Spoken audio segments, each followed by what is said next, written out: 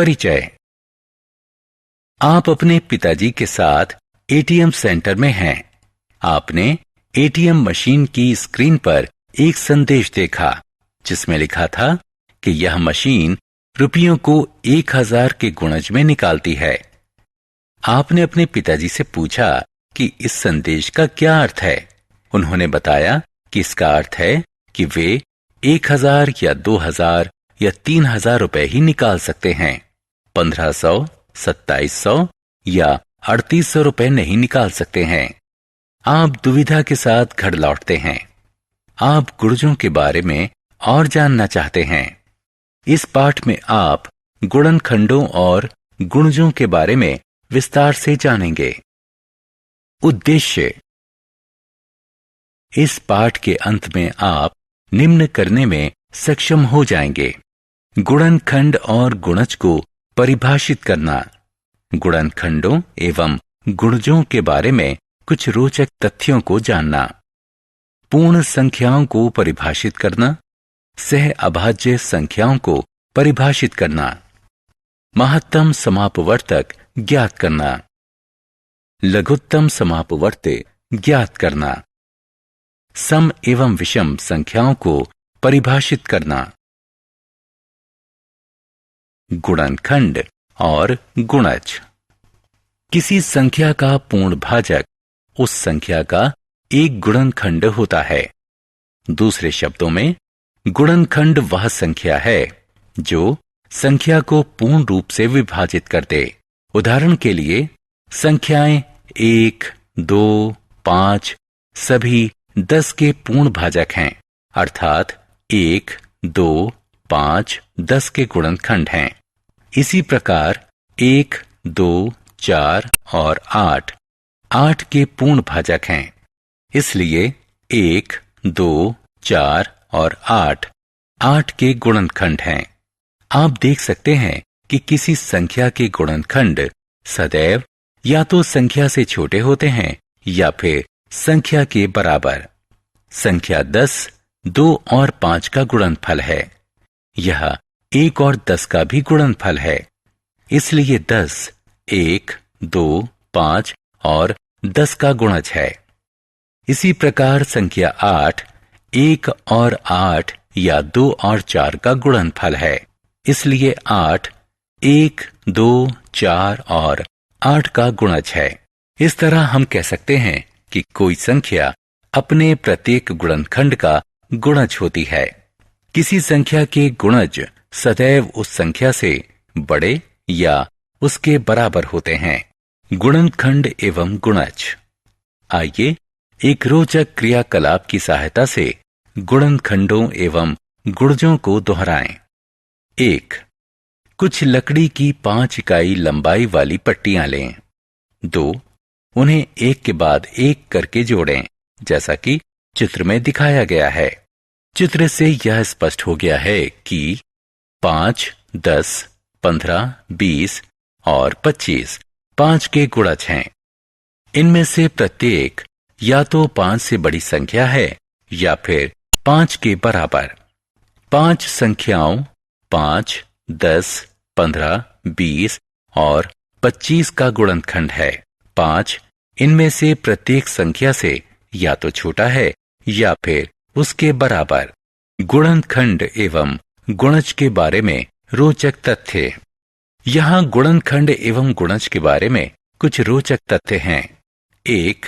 प्रत्येक संख्या का गुणनखंड है। प्रत्येक संख्या स्वयं का एक गुणनखंड है।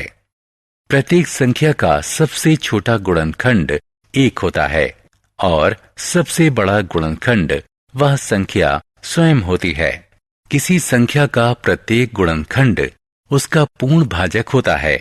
दी गई संख्या का प्रत्येक गुणनखंड या तो संख्या से कम होता है या फिर उस संख्या के बराबर होता है। दी गई किसी संख्या के गुणनखंड परिमित होते हैं। प्रत्येक संख्या स्वयं का गुणज होती है। किसी संख्या का सबसे छोटा गुणज वह संख्या स्वयं होती है। किसी संख्या का प्रत्येक गुणज या तो उस संख्या से बड़ा होता है या फिर उस संख्या के बराबर। किसी दी गई संख्या के अपरिमित यानी अनंत गुणज होते हैं। पूर्ण संख्याएं वह संख्या जिसके गुणनखंडों का योग उस संख्या के 2 गुने के बराबर होता है, तो वह संख्या पूर्ण संख्या होती है। उदाहरण के लिए 1, 2, 3 और 6 के गुणनखंड हैं। 1, 2, 3 और 6 का योग 12 है, जो कि 6 का 2 गुना है। इसलिए 6 एक पूर्ण संख्या है। इसी प्रकार 28 के गुणनखंड 1, 2, 4, 7, 14 और 28 हैं। गुणनखंडों का योग 56 है, जो 28 का 2 गुना है। इसलिए 28 भी एक पूर्ण संख्या है। सार्व गुणनखंड एवं सार्व गुणज। आइए कुछ संख्याओं के युग्म लें और उनके गुणनखंडों का अवलोकन करें। संख्याएं 4 और 32 को देखें। 4 के गुणनखंड 1, 2 और 4 हैं। 32 के गुणनखंड 1, 2, 4, 8, 16 और 32 हैं। 4 और 32 दोनों के गुणनखंडों में 1, 2 और 4 सार्व हैं। इसलिए ये सार्व गुणनखंड कहलाते हैं। अब संख्याओं 7 और 9 पर विचार करें। 7 के गुणनखंड 1 और 7 हैं। 9 के गुणनखंड 1, 3 और 9 हैं। 7 और 9 के गुणनखंडों में केवल एक सार्व गुणनखंड है। इसलिए 7 और 9 सह अभाज्य संख्याएं हैं। यदि 2 संख्याओं में केवल एक गुणनखंड सार्व है, तो वे संख्याएं सह अभाज्य संख्याएं कहलाती हैं। 9 और 27 के गुणज देखें। 27, 54, 81 इत्यादि 9 और 27 दोनों के गुणज हैं।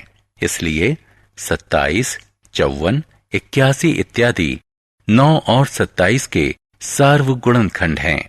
महत्तम समापवर्तक।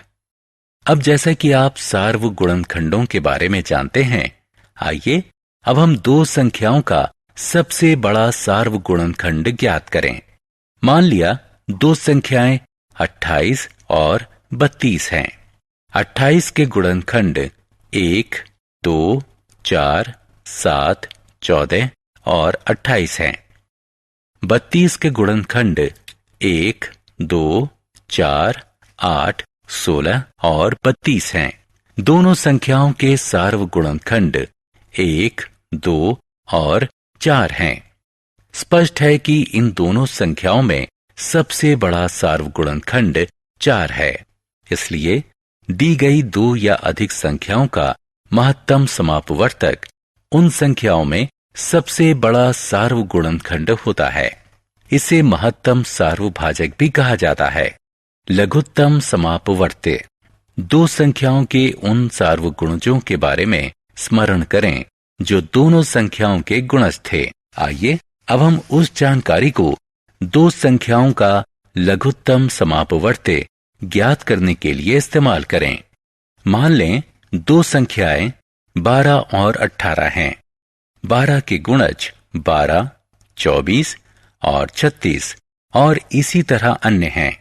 इसी प्रकार 18 के गुणज 18, 36, 54, 72 और इसी तरह अन्य हैं।